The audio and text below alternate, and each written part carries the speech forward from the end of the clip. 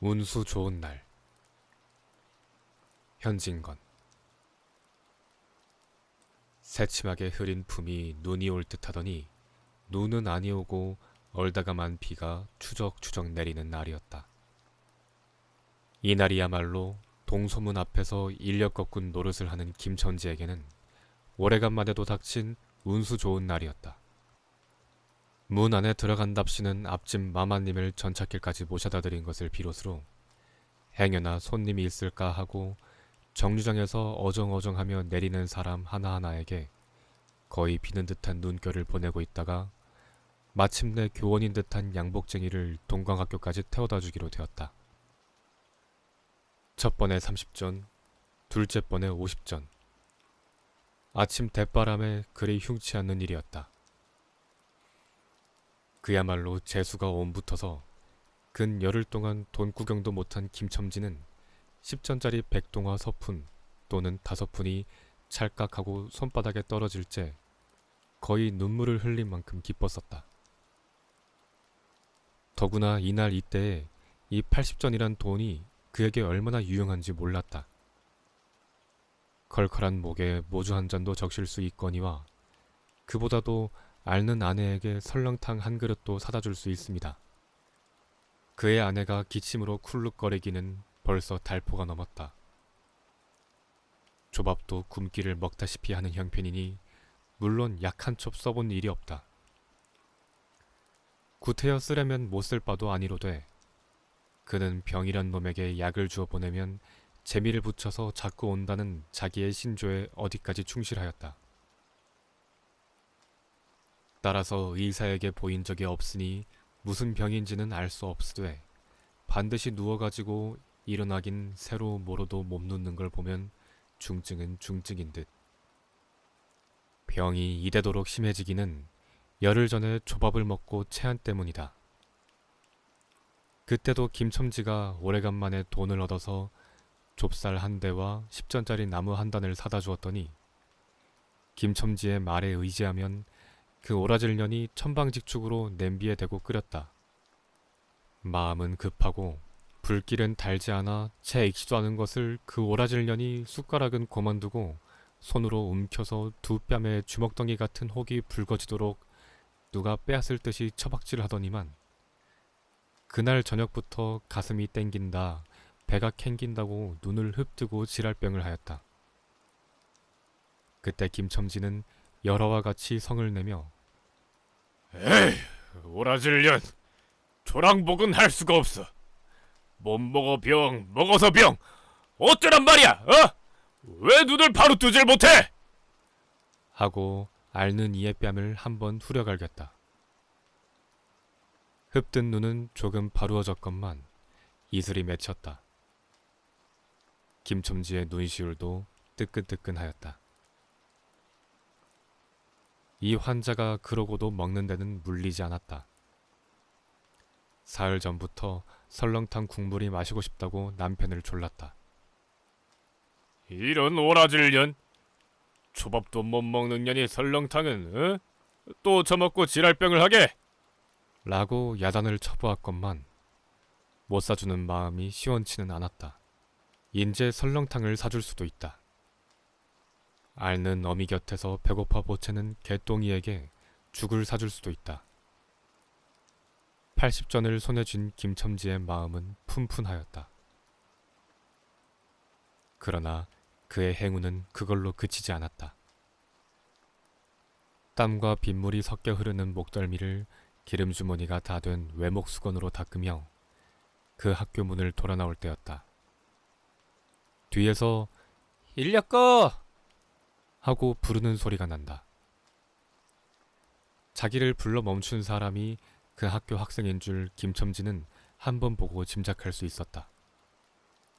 그 학생은 다짜고짜로 남대문 정거장까지 얼마요? 라고 물었다. 아마도 그 학교 기숙사에 있는 이로 동기 방학을 이용하여 귀향하려 함이리라. 오늘 가기로 작정은 하였건만 비는 오고 짐은 있고 해서 어찌할 줄 모르다가 마침 김첨지를 보고 뛰어나왔음이리라. 그렇지 않으면 왜 구두를 채 신지 못해서 질질 끌고 비록 고구라 양복일망정 노박이로 비를 맞으며 김첨지를 뒤쫓아 나왔으랴. 남대문 정거장까지 말씀입니까? 하고 김첨지는 잠깐 주저하였다. 그는 이 우중에 우장도 없이 그 먼 곳을 철벅거리고 가기가 싫었습니까? 처음 것 둘째 것으로 고만 만족하였습니까? 아니다. 결코 아니다. 이상하게도 꼬리를 맞물고 덤비는 이 행운 앞에 조금 겁이 났습니다. 그리고 집을 나올 때 아내의 부탁이 마음이 캥기었다. 앞집 마마님한테서 부르러 왔을 때 병이는 뼈만 남은 얼굴에 유일의 샘물 같은 유달리 크고 움푹한 눈에 애걸하는 빛을 띄우며 오늘은 나가지 말아요. 제발 덕분에 집에 붙어 있어요.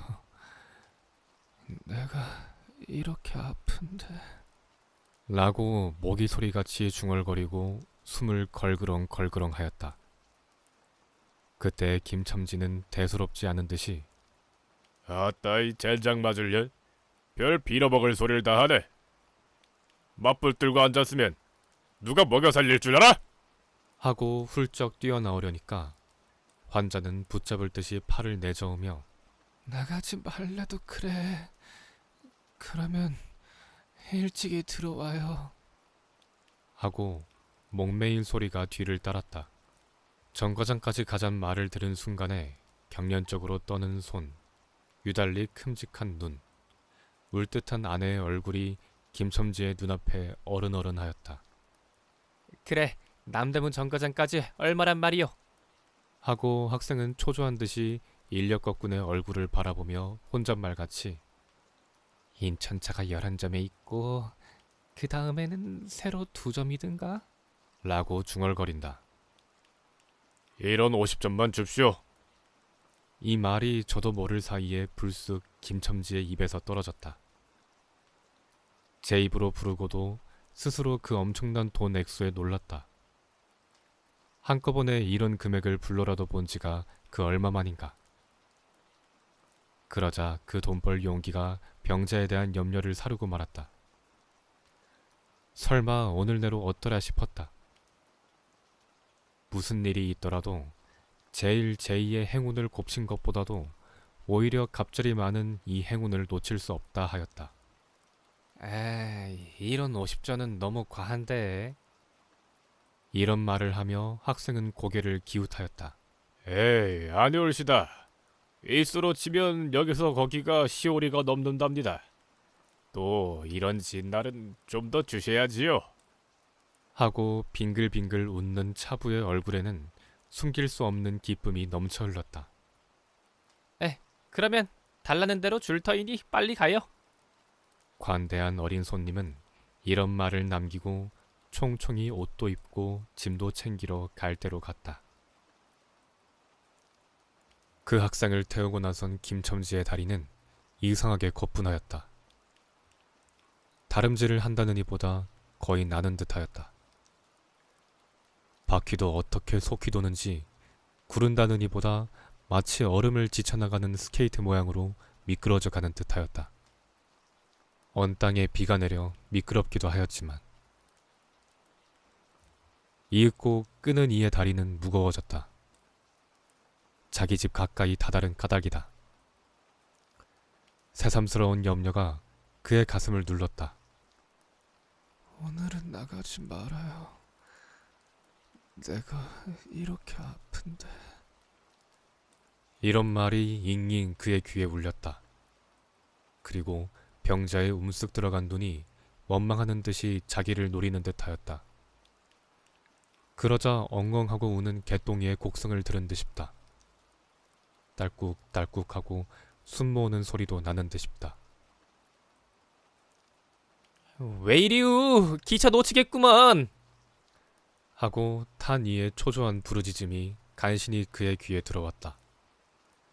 언뜻 깨달으니 김첨지는 인력거를 쥔 채 길 한복판에 엉거주춤 멈춰 있지 않은가. 예.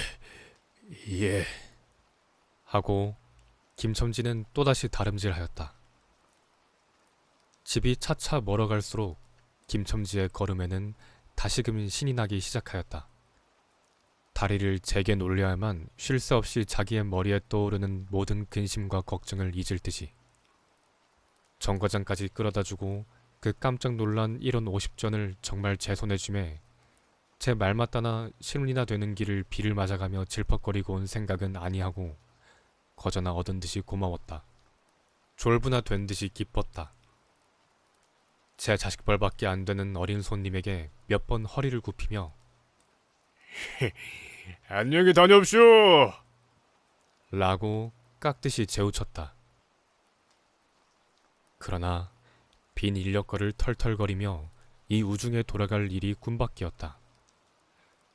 노동으로 하여 흐른 땀이 식어지자 굶주린 창자에서 물 흐르는 옷에서 어슬어슬 한기가 솟아나기 비롯하며 1원 50전이란 돈이 얼마나 괜찮고 괴로운 것인 줄 절절히 느꼈다. 정거장을 떠나는 그의 발길은 힘 하나 없었다. 온몸이 옹성그려지며 당장 그 자리에 엎어져 못 일어날 것 같았다. 젠장 맞을 것. 이 비를 맞으며 빈 인력거를 털털거리고 도라를 건담. 이런 빌어먹을.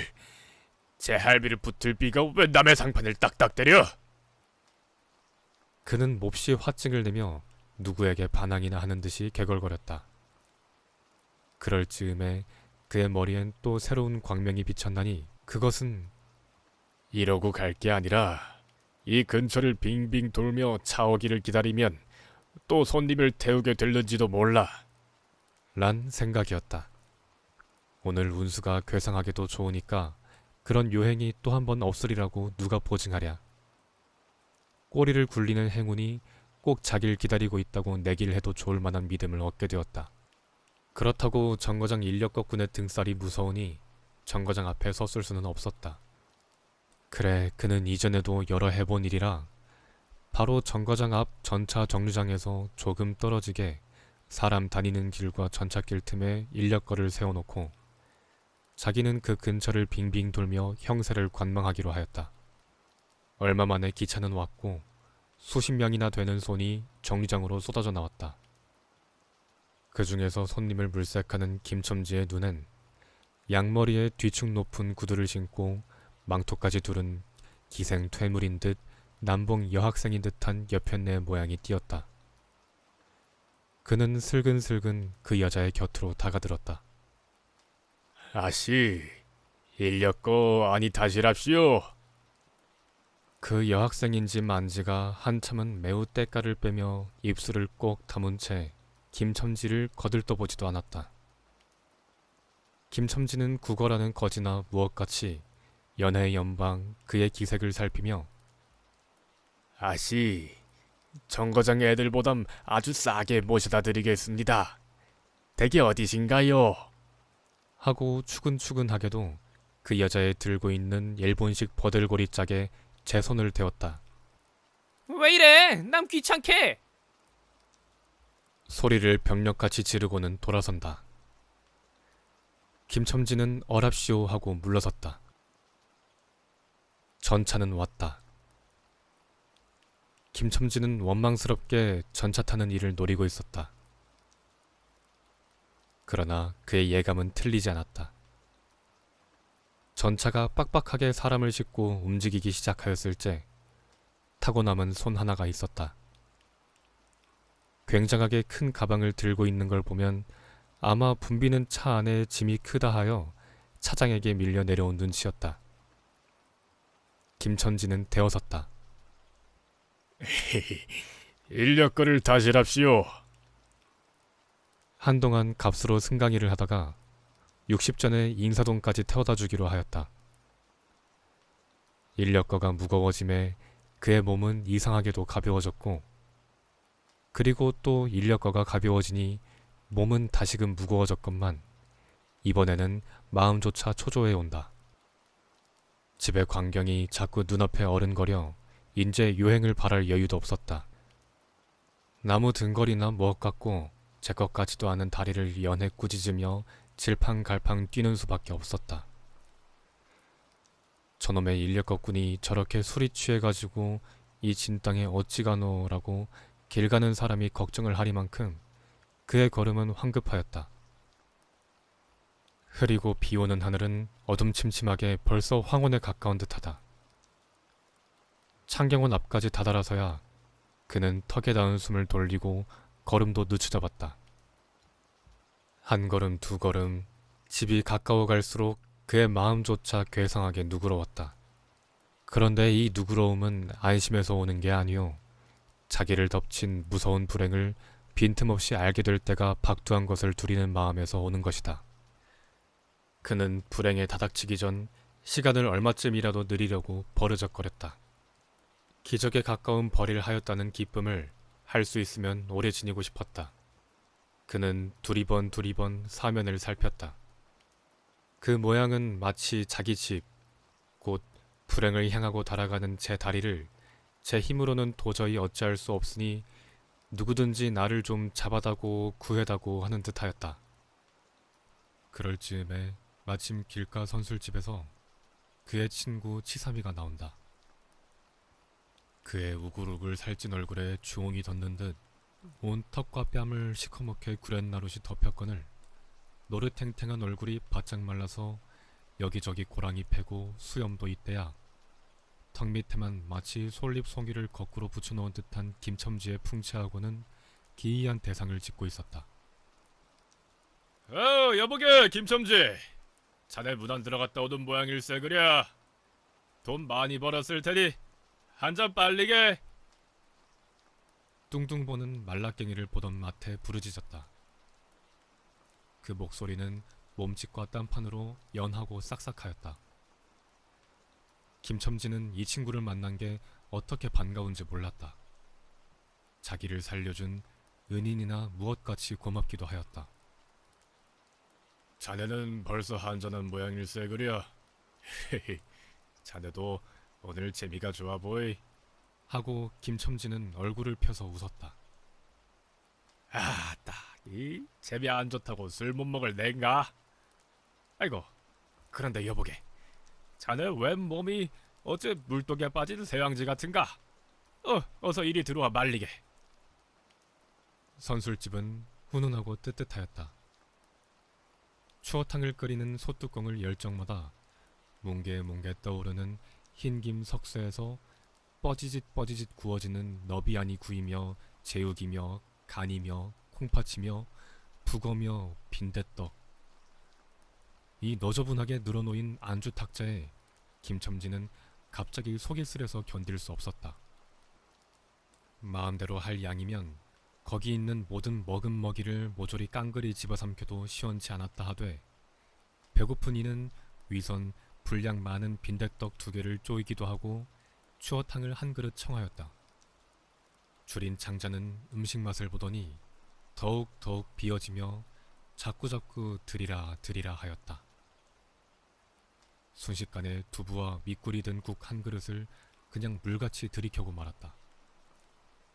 셋째 그릇을 받아들었을 때 데우던 막걸리 곱빼기 2잔이 더웠다.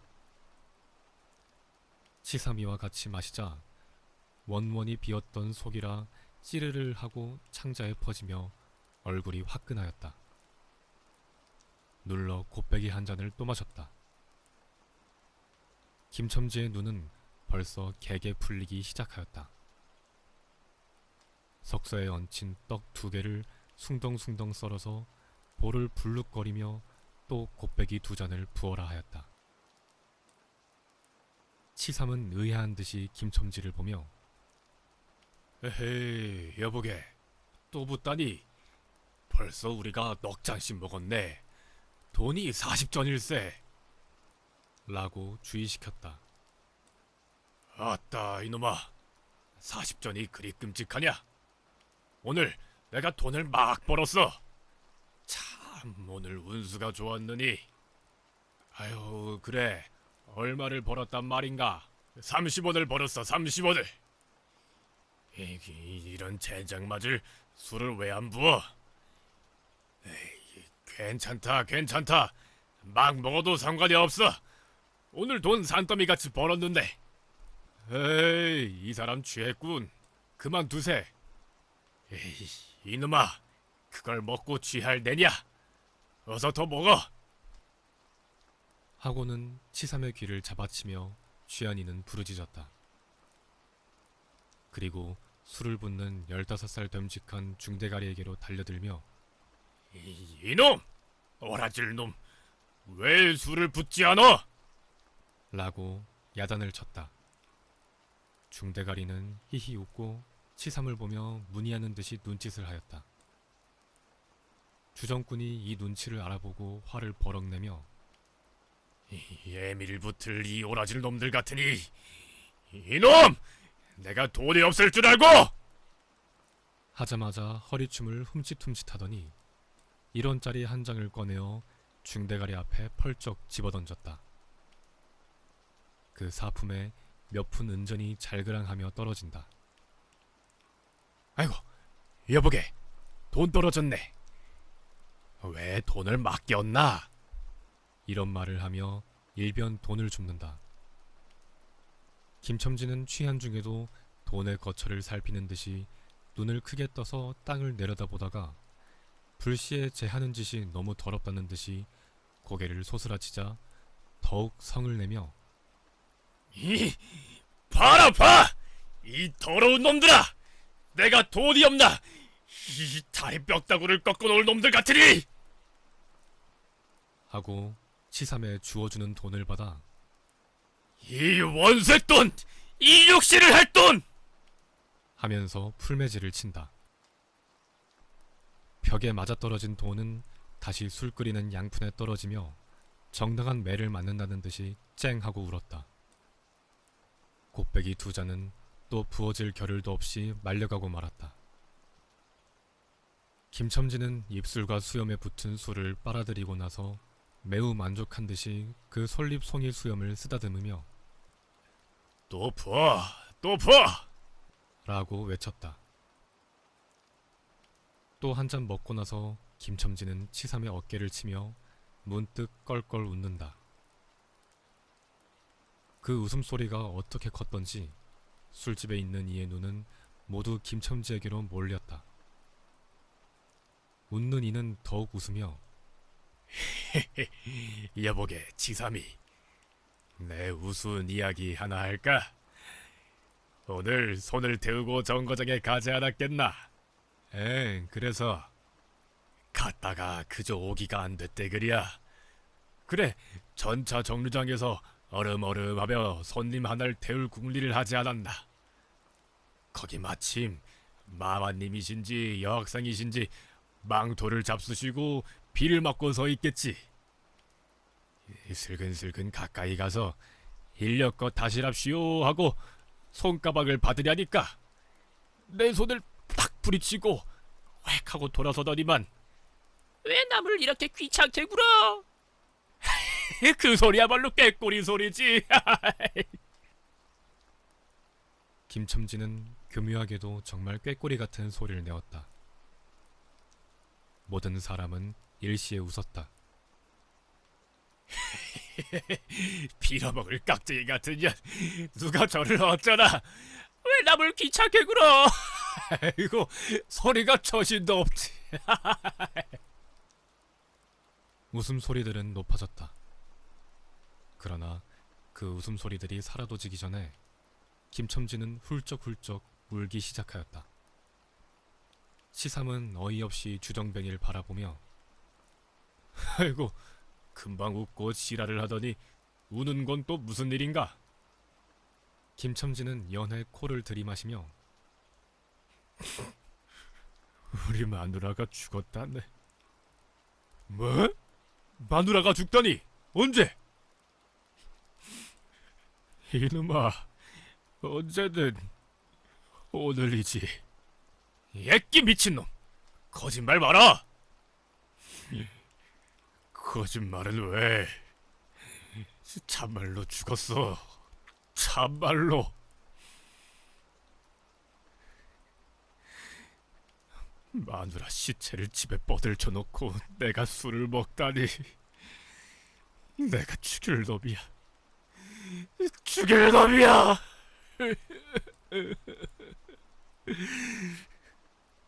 하고 김첨지는 엉엉 소리를 내어 운다.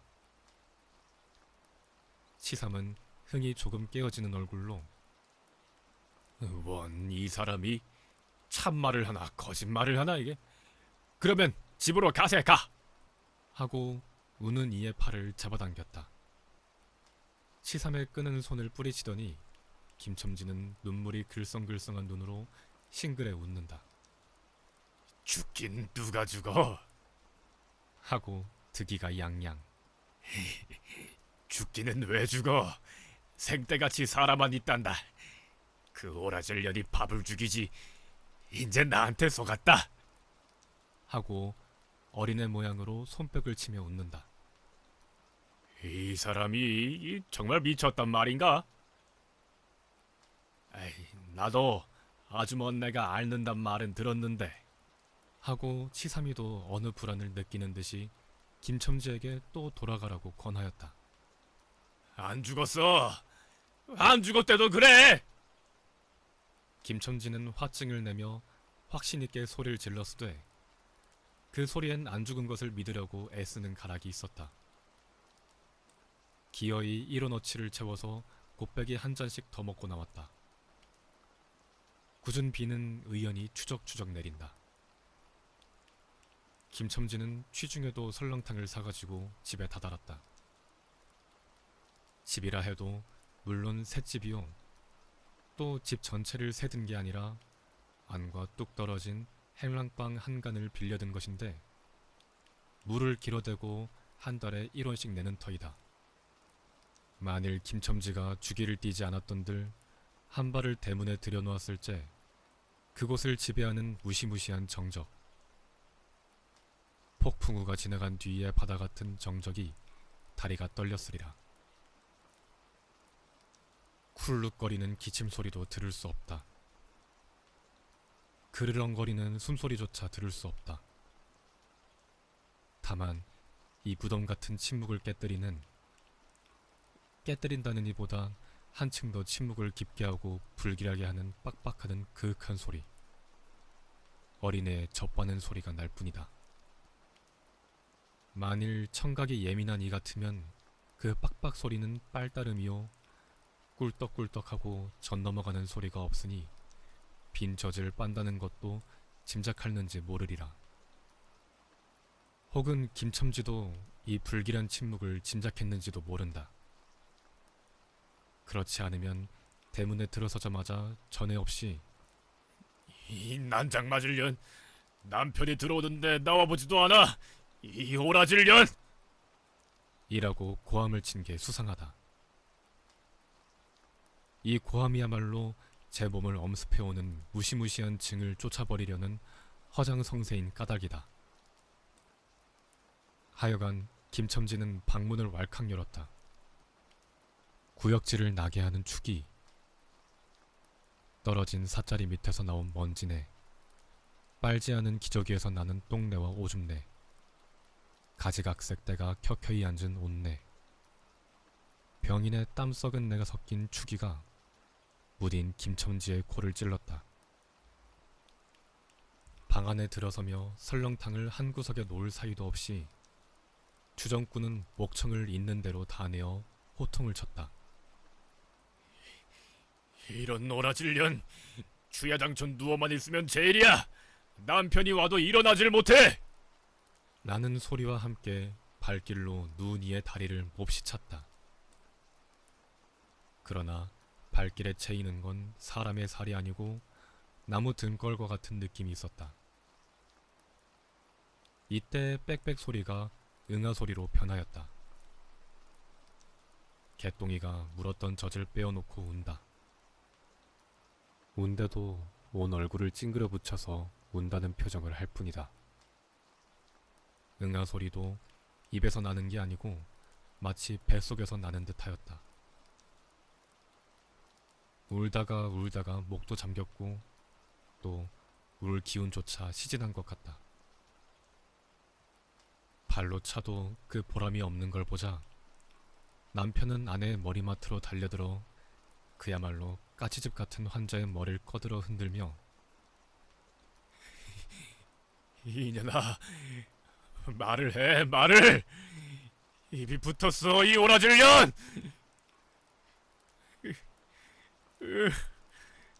이것 봐, 아무 말이 없네.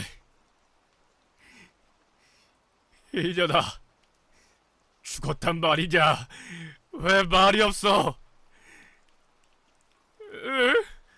또 대답이 없네.